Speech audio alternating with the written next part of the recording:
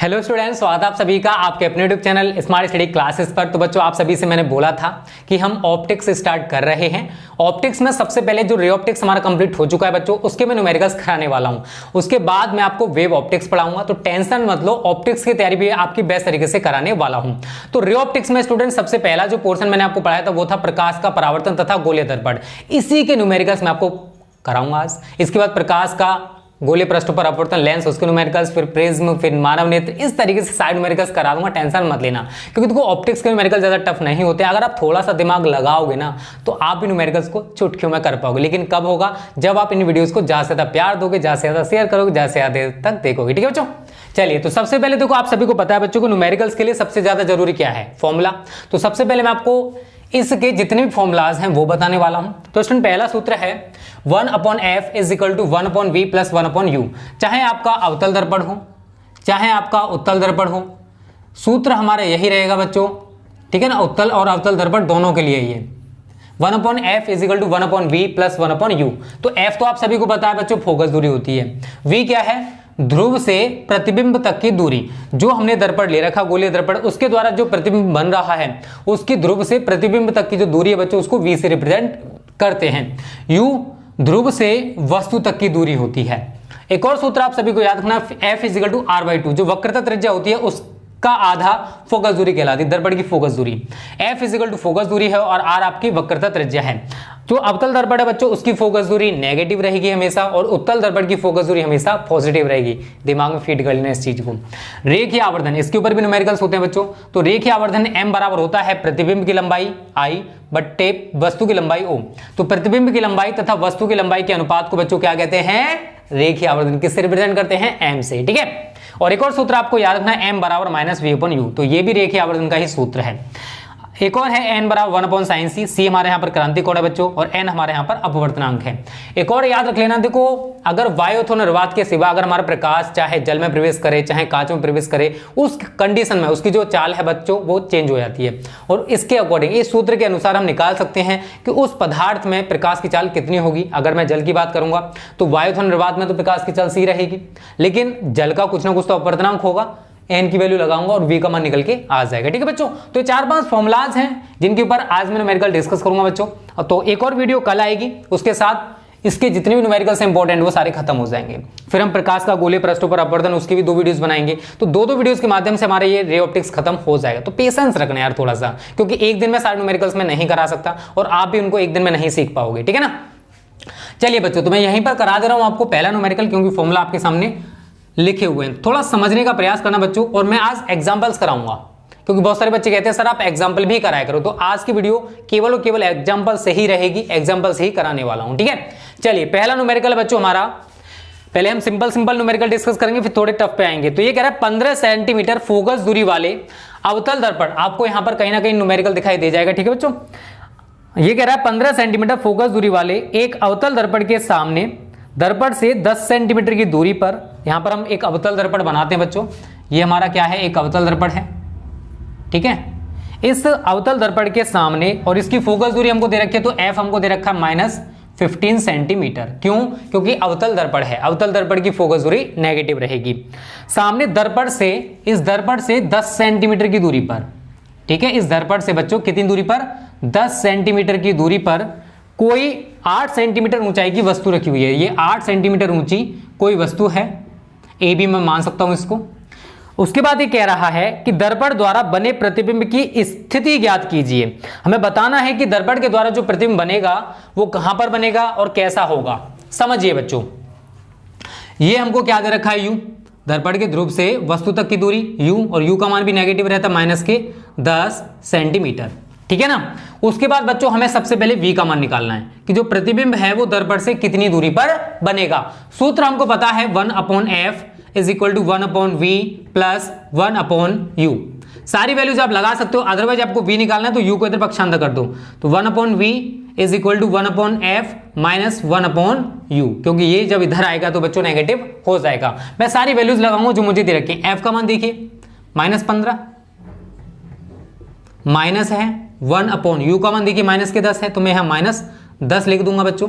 तो -1/15 minus minus हो जाएगा +1/10। एलसीएम कितना आ जाएगा बच्चों?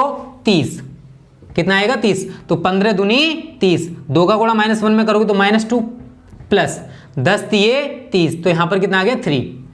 तो बच्चों हमारा 1/v इज इक्वल टू निकल के आएगा, 3 प्लस का है -2 है, तो ये बचेगा 1/30। तो v बराबर कितना आ गया बच्चों, +30 सेंटीमीटर। तो हमें इतना पता चल गया कि जो प्रतिबिंब है वो दर्पण के दूसरी तरफ बनने वाला है, क्योंकि पॉजिटिव आ रहा है, तो प्रतिबिंब हमारा दर्पण के दूसरी ओर बनेगा, दर्पण के ध्रुव से 30 सेंटीमीटर की दूरी पर। ठीक है, तो प्रतिबिंब हमारा बच्चों कैसा रहेगा, आभासी रहेगा, क्योंकि दूसरी तरफ बन रहा है, तो प्रतिबिंब कैसा होगा, आभासी। और भी कुछ इसने पूछा था, ये तो हमने निकाल लिया है v का मान। चलिए यहां पर हम बच्चों वो भी निकाल सकते हैं कि जो प्रतिबिंब की लंबाई है, बच्चों पूछी है क्या लंबाई, इसने प्रतिबिंब की स्थिति पूछी थी यार, बस चलो लंबाई भी निकाल लेते हैं। तो m बराबर आप सभी ने क्या पढ़ा है, प्रतिबिंब की लंबाई बट्टे वस्तु की लंबाई।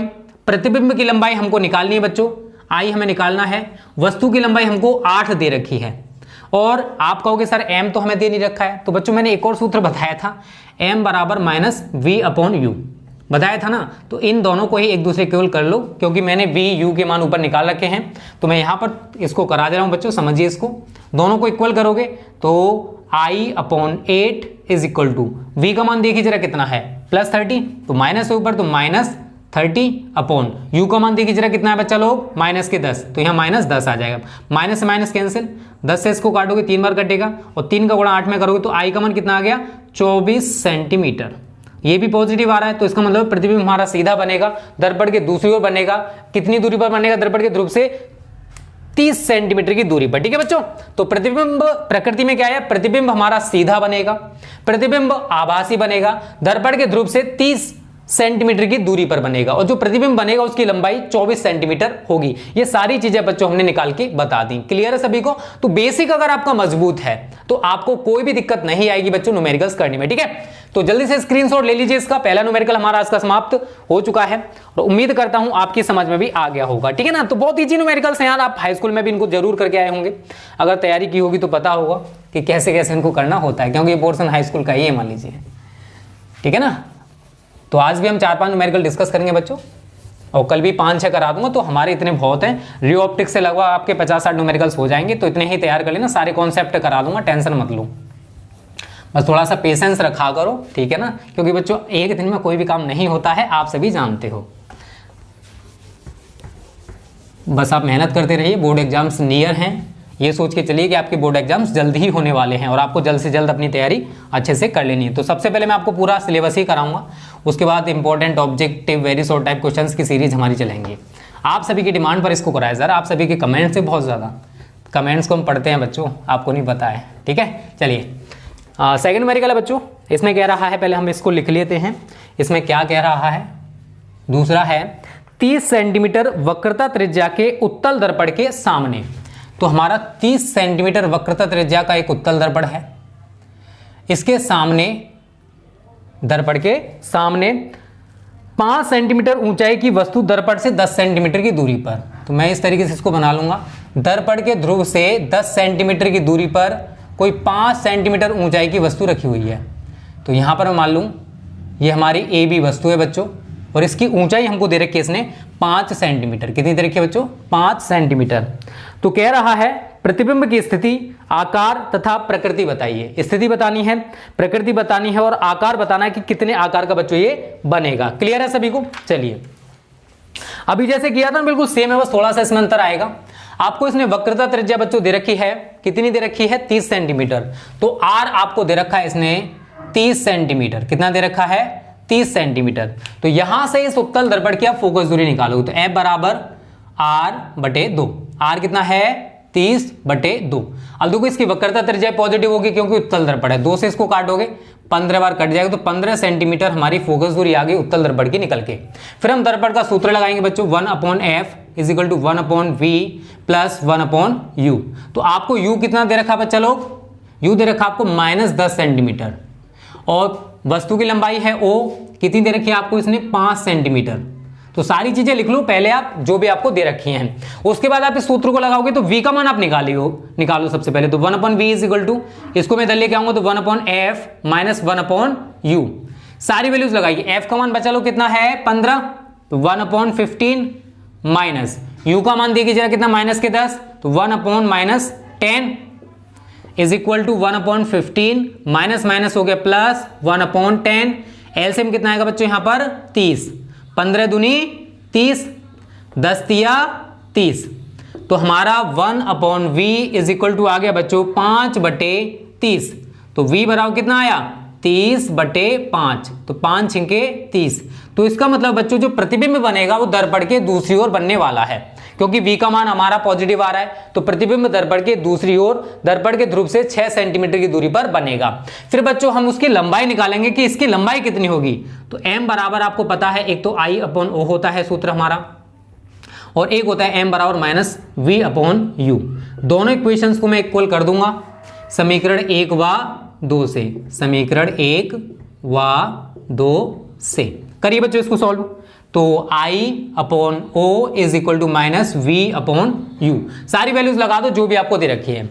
I का मान देखिए जरा बच्चों, हमको निकालना है I तो और O देखिए जरा कितना दे रखा आपको 5 इज इक्वल टू, माइनस है मैं माइनस लगा दूंगा।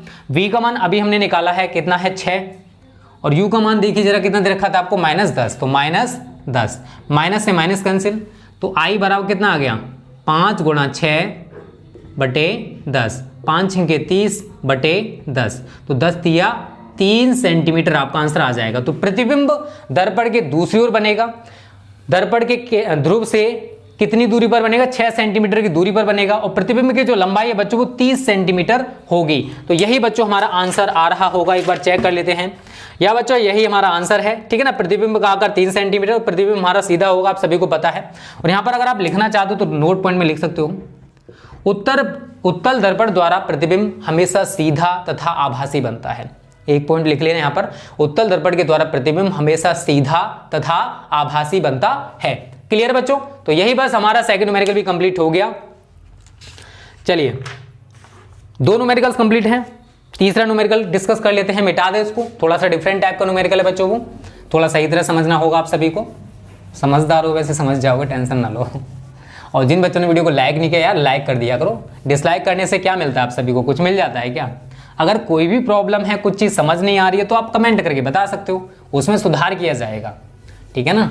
डिसलाइक हेटर्स करते हैं, ना कि आप जैसे प्यारे बच्चे, ठीक है ना। चलिए, और मैं यार रेगुलर बेसिस पे ये सीरीज दूंगा, टेंशन मत लो। डेरिवेशंस भी कराऊंगा ऑप्टिक्स के, सारी चीज़ें आपको कराई जाएंगी, बस मेहनत करते रहिए आप भी, क्योंकि एक हाथ से ताली नहीं बजती है बच्चे लोग। आप भी मेहनत करोगे, मैं भी मेहनत करूंगा, तभी हमारा जो सपना है ना 90+ वाला, वो पूरा होगा। देखिए थर्ड न्यूमेरिकल, ये पहला न्यूमेरिकल था वैसे एग्जाम्पल का, लेकिन थोड़ा टिपिकल था, आपकी समझ में तब नहीं आता। अब थोड़ा सा कॉन्सेप्ट समझ चुके होंगे तो अब कर लोगे इसको। 10 सेंटीमीटर फोकस दूरी वाला अवतल दर्पण है, ठीक है। अवतल दर्पण की बात कर रहा तो एफ हमारा कैसा होगा बच्चों, नेगेटिव, तो -10 सेंटीमीटर। उसके बाद कह रहा है इसको दर्पण से कितनी दूरी पर रखा जाए कि उसका 5 गुना बड़ा प्रतिबिंब बने। जो वस्तु है, वस्तु की लंबाई को O लेते हैं और प्रतिबिंब की लंबाई को I लेते हैं, तो जो प्रतिबिंब है वो वस्तु की लंबाई का 5 गुना होना चाहिए, मतलब वस्तु से 5 गुना बड़ा बनना चाहिए। 50 में समझना है O है 5 गुना वस्तु की लंबाई। उसके बाद 5 गुना बड़ा प्रतिबिंब बने। यहां पर थोड़ी सी इसने कंडीशंस दे रखी हैं, बस इसी कंडीशन की वजह से आप फंस सकते हो। प्रतिबिंब वास्तविक हो, प्रतिबिंब वास्तविक हो, दोनों ही कंडीशंस को समझना। और दूसरा पॉइंट हमको दे रखा है प्रतिबिंब आभासी हो, प्रतिबिंब आभासी हो, ठीक है बच्चों। बस ये 2 चीजें अगर आपकी समझ में आ गई ना, तो आप इस न्यूमेरिकल को कर सकते हो। आपने m बराबर क्या पढ़ रखा, -v/u। यहां पर मैं सेम लिखूंगा, m बराबर -v/u। अब समझिए आगे क्या करना है। देखो बच्चों, अगर प्रतिबिंब वास्तविक है, अगर प्रतिबिंब वास्तविक है तो रेखीय आवर्धन आपका ऋणात्मक होगा। क्या होगा, जो रेखीय आवर्धन है वो ऋणात्मक होगा, ऋणात्मक होगा। लिख सकते हो, अगर प्रतिबिंब वास्तविक है तो रेखीय आवर्धन ऋणात्मक होगा, लेकिन प्रतिबिंब अगर आभासी है तो रेखीय आवर्धन आपका धनात्मक होगा। रेखीय आवर्धन कैसा होगा, धनात्मक होगा। समझने का प्रयास करना बच्चा, इसी से पूरा न्यूमेरिकल होने वाला है ये। देखो बच्चों, आपने एक तो सूत्र ये पढ़ा ही है नॉर्मल, कोई दिक्कत नहीं है। एक और आपने पढ़ा है m बराबर I/O, पढ़ रखा है ना। तो इसने बोला है कि जो प्रतिबिंब बनेगा वो वस्तु की लंबाई का 5 गुना होना चाहिए, वस्तु की लंबाई का 5 गुना होना चाहिए। तो इसका मतलब जानते हो कि हमें रेखीय आवर्धन उसने 5 दे रखा है। कितना दे रखा है? 5। ठीक है, तो m की जगह हम कितना यूज करेंगे? 5। लेकिन इस कंडीशन में कितना यूज करोगे आप? -5। कितना यूज करोगे? -5, क्योंकि उसने बोला रेखीय आवर्धन ऋणात्मक होगा और उसने बोला है यहां पर कि रेखीय आवर्धन आपका धनात्मक होगा। बस ये दो ही चीजें अगर आप सही तरह समझ गए ना तो आपको दिक्कत नहीं आने वाली है। ठीक है, देखिए तो यहां पर m की जगह कितना लगाओगे आप? 5। सवाल जैसे बोल रहा है मैं वैसे कर रहा हूं, अपनी तरफ से कुछ नहीं करूंगा। तो दोनों के इक्वल करोगे, समीकरण 1 व 2 से, समीकरण 1 व 2 से क्या हो जाएगा? इसको यहां लगा दीजिए बस। तो माइनस, अब ये m कैसा रहेगा बच्चों? आपका ऋणात्मक होगा। ठीक बोला है ना मैंने, रेखीय आवर्धन ऋणात्मक होगा। तो -5 is equal to -v/u, minus से माइनस कैंसिल, तो v बराबर कितना आ गया? 5u। आप इसे इक्वेशन नंबर 3 बना दीजिए। क्या बनाओगे इसे? Equation number 3। अब सेम हम उधर करते हैं, यहां पर रेखीय आवर्धन आपका कैसा है? धनात्मक, तो m बराबर क्या आएगा? +5। इक्वेशन नंबर इसको फर्स्ट और इधर इसको सेकंड। समीकरण 1 व 2 से, इस टाइप के न्यूमेरिकल्स बहुत आते हैं इसलिए सही तरह समझना है इसको। मैं दोनों को सॉल्व करूंगा तो -v/u बराबर कितना आ गया? 5। तो v बराबर कितना रहेगा? -5u। इक्वेशन नंबर आप इसे 3 बना दीजिए। इतना समझ में आ गया ना। उसके बाद बच्चों दर्पण का सूत्र लगाओगे, 1/f बराबर 1/v प्लस 1/u। लगा दिया? लगा दिया ना। अब सारी चीजें लगा दो जो आपको दे रखी हैं बस। f का मान देखिए कितना? -10, -1/10 इज इक्वल टू v की जगह कितना लगाओगे? v की जगह कितना लगाओगे? 5u। कितना लगाओगे? 5u। तो 1/5u प्लस 1/u। एलसीएम कितना आएगा? 5u। तो ये तो कैंसिल, कितना आ गया यहाँ पर? 1 प्लस, इससे डिवाइड करोगे 5 बार तो यहाँ पर कितना आ गया? 5। तो -1/10 इज इक्वल टू 5 प्लस 6, दोनों को जोड़ोगे तो 6 हो जाएगा। 5u क्रॉस मल्टीपल मार दीजिए, तो 5u बराबर 10 × 60 -60 आ गया ना। 5 से मैं काटूंगा इसको, 12×5 = 60, तो u बराबर मेरा कितना आ गया? -12 सेंटीमीटर।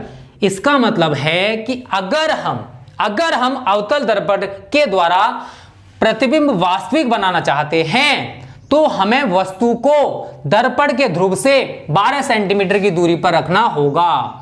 ऐसे करके आप समझ लीजिए, ये हमारा क्या है? अवतल दर्पण है। तो हमें अगर प्रतिबिंब वास्तविक बनाना है तो उस वस्तु को दर्पण के ध्रुव से 12 सेंटीमीटर की दूरी पर रखना होगा। एक चीज तो हमें ये क्लियर हो जाती है। मैं पहला पी कंडीशन सॉल्व कर रहा हूं। इस u के मान को बच्चों में यहां उठा के रख दूंगा, इसलिए यहीं देख लीजिए, इसलिए v बराबर 5 × -12, तो 12×5 = 60 सेंटीमीटर। इसका मतलब है कि जो प्रतिबिंब बनेगा वो दर्पण के ध्रुव से 60 सेंटीमीटर की दूरी पर बनेगा और उधर ही बनेगा जिधर वस्तु रखी हुई है। तो प्रतिबिंब दर्पण के ध्रुव से, दर्पण के, अगर देखो यहां पर लिखना क्या है बच्चों, अगर वस्तु दर्पण के ध्रुव से 12 सेंटीमीटर की दूरी पर रखी हुई है तो दर्पण के द्वारा वास्तविक प्रतिबिंब दर्पण के ध्रुव से 60 सेंटीमीटर की दूरी पर बनेगा और उधर ही बनेगा जिधर वस्तु रखी हुई है। वास्तविक कंडीशन की बात बता रहा हूं क्योंकि वास्तविक उधर ही बनेगा जिधर वस्तु रखी हुई है। ये तो हमारा सॉल्व हो गया बच्चों। अभी आधा पोर्शन उधर हम लोग सेम प्रोसेस करेंगे, थोड़ा थोड़ा अंतर तो आने वाला है बच्चा लोग।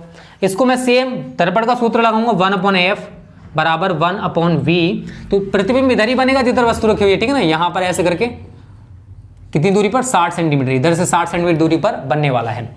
1/f is equal to 1/v plus 1/u। -1/10 is equal to 1/-5u plus 1/u। LCM कितना आ जाएगा आपका? 5u।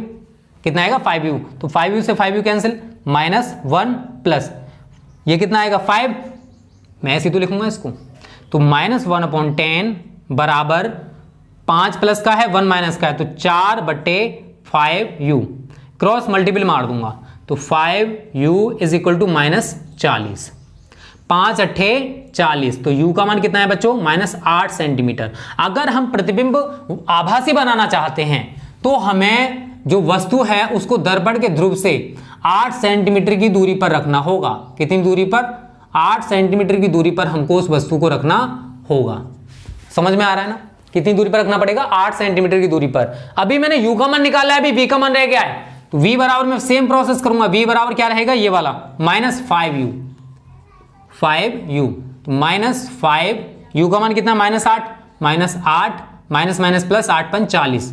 तो अगर वस्तु जो है वो दर्पण के ध्रुव से 8 सेंटीमीटर की दूरी पर रखी हुई है तो दर्पण के द्वारा जो प्रतिबिंब बनेगा वो दर्पण के ध्रुव से 40 सेंटीमीटर की दूरी पर बनेगा, दर्पण के दूसरी ओर, क्योंकि प्रतिबिंब आभासी है तो दर्पण के दूसरी साइड ही बनने वाला है। इस तरीके से बच्चों हमको ये सवाल करना था। बहुत ही सिंपल है, देखा जाए तो बहुत टिपिकल भी है, क्योंकि हमें देश ने कुछ नहीं रखा था, केवल इतना दे रखा था, दर्पण की फोकस दूरी दे रखी थी, अवतल दर्पण की फोकस दूरी, और बोला था कि जो प्रतिबिंब है वो वस्तु के 5 गुना बन रहा है। उसके बाद 2 कंडीशन दे दी। प्रतिबिंब अगर हम वास्तविक बनाना चाहें तो क्या करेंगे, और प्रतिबिंब अगर हमें आभासी बनाना है तो हमें वस्तु को कितनी दूरी पर रखना होगा, प्रतिबिंब कितनी दूरी पर बनेगा। ये दोनों चीजें इसमें पूछी हैं। दोनों ही चीजें मैंने यहाँ पर निकाल दी। यहाँ पर u का मान देख सकते हो और यहाँ पर आप v का मान देख सकते हो, पहली कंडीशन वाला। फिर यहाँ पर आप u का मान देख सकते हो और यहाँ पर v का मान देख सकते हो, दूसरी कंडीशन वाला। तो इस तरीके से बच्चों आप इस सवाल को कर सकते हो, और उम्मीद करता हूँ जैसे मैंने बोला है वैसे ही आप सवाल को करके आओगे बोर्ड एग्जाम्स में और आसानी से इसको हो जाएगा। टेंशन मत लेना, प्रेशर मत लिया करो, बस मेहनत किया करो, आप सारे सवालों कर सकते हो, ठीक है ना। आप खुद भी न्यूमेरिकल्स करना, इस टाइप के जितने भी आपकी किताब में, बुक में, जहां पर भी हो। एक न्यूमेरिकल में और करा दो, चलो 1-2 और कर लेते हैं। स्क्रीनशॉट सभी ने ले लिया? तो कुछ ज्यादा बड़ी वीडियो बनाने से कुछ नहीं होता, मुझे पता ज्यादातर बच्चे वीडियोस को पूरा नहीं देखते हैं, ठीक है ना। इसी वजह से हम 1 घंटे 1.5 घंटे की वीडियो प्रोवाइड नहीं करते, क्योंकि हम जानते हैं यार ऑनलाइन अगर बच्चा पढ़ रहा है तो परेशान हो जाता है, बोर हो जाता है, ठीक है ना। लेकिन ऑफलाइन है तो उसको मजबूरी में पढ़ना होगा, 1 घंटे 1.5 घंटे बैठा रहेगा बेचारा, बेशक समझ में नहीं आ रहा फिर भी पढ़ने की कोशिश करेगा। लेकिन यहाँ पर क्या होता है, जैसे ही बच्चा लग रहा है ना बोर हो रहा है, तुरंत ही छोड़ देगा, बाद में पढ़ लूंगा, पढ़ता नहीं लेकिन पढ़ लूंगा। तो इसलिए मेहनत करो, टाइम है, लग जाओ। इस टाइप के सवालों को कर लेना, आपके पास अनसॉल्व्ड मॉडल बुक सब कुछ दे रखा है, ठीक है। और एनसीईआरटी के भी न्यूमेरिकल्स कर सकते हो, यही पैटर्न के होते हैं, कोई डिफरेंट नहीं होते हैं, ठीक है। जो करा रहे हैं ना न्यूमेरिकल्स, इसी में से सारे पूछे जाएंगे, टेंशन मत लो, बस आप टेंशन मत लिया करो किसी भी चीज की। चलिए चौथा न्यूमेरिकल देखिए। अब इसमें क्या कह रहा है, अभी ये एग्जांपल ही चल रहे हैं सारे, ठीक है। नेक्स्ट वीडियो में आपको एक्सरसाइज के न्यूमेरिकल्स करा दूंगा। इसमें कह रहा है वायु में 6000 एंगस्ट्रॉम तरंगदैर्घ्य का प्रकाश, 6000 एंगस्ट्रॉम तरंगदैर्घ्य, तो लैम्डा कितना दे रखा आपको? 6000 एंगस्ट्रॉम। मीटर में बाद में चेंज करेंगे। 1.5 अपवर्तनांक वाले, एन आपको कितना दे रखा है? 1.5 अपवर्तनांक है। माध्यम में इसका वेग, उस माध्यम में वेग, तो v पूछा है हमसे। क्या पूछा है इसने? v पूछा है बच्चों। और उसके बाद कह रहा है तथा आवृत्ति क्या होगी, वायु में आवृत्ति पूछा है हमसे। वायु में आवृत्ति, न्यू, वायु में आवृत्ति, तो न्यू। ये दोनों ही चीजें हमसे बच्चों पूछी हैं। अब देखो कैसे करोगे, समझने का प्रयास करना। तो सबसे पहले बच्चों जो एंगस्ट्रॉम में वैल्यू आपको दे रखी है ना, उसको मीटर में कन्वर्ट कर लो। आप सभी को पता है यार, एक एंगस्ट्रॉम में 10⁻10 मीटर होते हैं, तो 6000 गुणा 10⁻10 मीटर। इसको आगे सॉल्व करोगे तो क्या लिखोगे? 6 × 10⁻3। अरे इंटर में पढ़ रहे हो, इतना तो आता होगा भाई। और आगे क्या लिखोगे? गुणा 10⁻10। तो माइनस का 10 है, प्लस का 3 है, क्या बचेगा? 6 × 10⁻7 मीटर। क्लियर है? उसके बाद बच्चों आपको सूत्र लगाना है v = c/n। मैंने कुछ देर पहले ही आपको लिखाया था। c की वैल्यू आप सभी को पता है बच्चों, 3 × 10⁸ होती है, और n आपको कितना दे रखा? 1.5। इसके काटोगे 2 बार कटेगा, तो 2 × 10⁸ मीटर पर सेकेंड। तो उस माध्यम में प्रकाश की जो चाल है वो चेंज हो जाएगी, और कितनी हो जाएगी बच्चों? 2 × 10⁸ मीटर पर सेकेंड। उसके बाद आप सभी ने एक और सूत्र पढ़ा होगा, न्यू = c/λ। c कितना दे रखा है? होता है यार ये तो 3 × 10⁸, लैम्डा आपको दे रखा है 6 × 10⁻7। अब देखो आवृत्ति है, इसका मात्रक तो हर्ट्ज होगा, और कैलकुलेशन करके मुझे बता देना, सिंपल सी कैलकुलेशन, इसका आंसर कितना आ रहा है। तो बच्चों ये 4 सवाल थे, अलग अलग टाइप के हैं वैसे, और अच्छे सवाल हैं, बोर्ड एग्जाम्स में पूछे जा सकते हैं। आज तो इतना ही रहने दो, कल मैं फिर आपको ज्यादा न्यूमेरिकल्स करा दूंगा, ठीक है ना। तो बस बच्चों इन्हीं सवालों को और इसी टाइप के सवालों को आप करना, क्योंकि जब तक आप खुद करके नहीं देखोगे तब तक न्यूमेरिकल समझ में नहीं आने वाले। उम्मीद करता हूं फॉर्मुलाज आप तैयार कर लोगे, उसके बाद इन न्यूमेरिकल्स को भी आसानी से लगा दोगे। वीडियो कैसी लगी कमेंट करके बताना, अच्छी लगी तो वीडियो को लाइक और शेयर करने में मुझे मत करना। ज्यादा से ज्यादा मुझे प्यार चाहिए इन वीडियोस पर। Okay students, thanks for watching this video. Hello students, तो क्या आप भी IIT-JEE की प्रिपरेशन करना चाहते हो? तो स्टूडेंट अनअकैडमी आप सभी का परफेक्ट स्टडी पार्टनर है IIT-JEE के लिए। आप यहां पर बेस्ट एजुकेटर्स के द्वारा स्टूडेंट अपनी स्टडी कर सकते हो।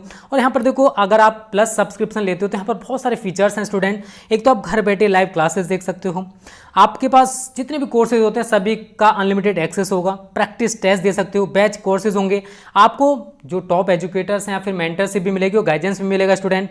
और स्टूडेंट देखो, और भी बेनिफिट्स मैं बता दूं, यहाँ पर जितना भी सिलेबस है उसको बहुत अच्छे से कवर कराया जाएगा। रेगुलर बेसिस पर स्टूडेंट आपका डाउट क्लियरिंग सेशंस होंगे, लाइव टेस्ट सीरीज होगी और स्टडी मटेरियल जो मिलेगा वो PDF फॉर्मेट में मिलेगा। तो ये सारी चीजें स्टूडेंट आपको मिलने वाली हैं जब आप प्लस सब्सक्रिप्शन ले लेते हो।